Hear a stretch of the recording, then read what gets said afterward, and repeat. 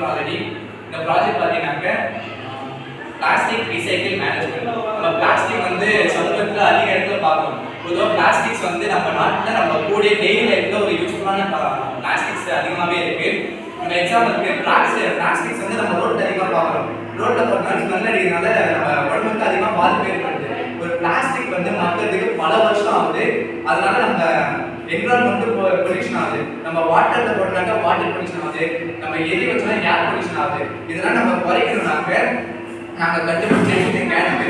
இந்த கேனட் வந்து எப்படின்னாக்க ஒரு பிளாஸ்டிக் பொருள் இருக்குனாக்கா அந்த பிளாஸ்டிக் பொருளை நம்ம வந்து அதிக பிளாஸ்டிக் பொருள் இருந்தாக்கா அதை கம்மியாக்கி ரீசைக்கிள் பண்ணுறதுக்கான ஒரு மிஷின் தான் இது.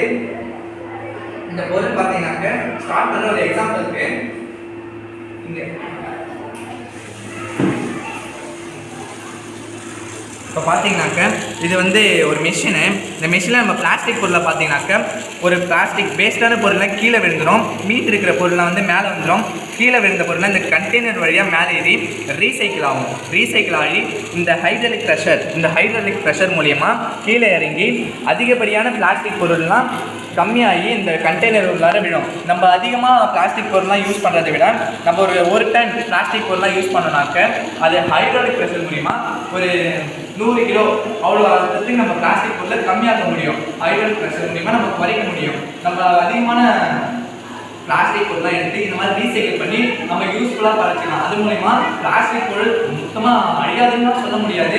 இருக்கிற வரைக்கும் நம்ம கண்டினியூவாக இது ஒரு கட்டுப்பாட்டோடு வச்சுக்கலாம்.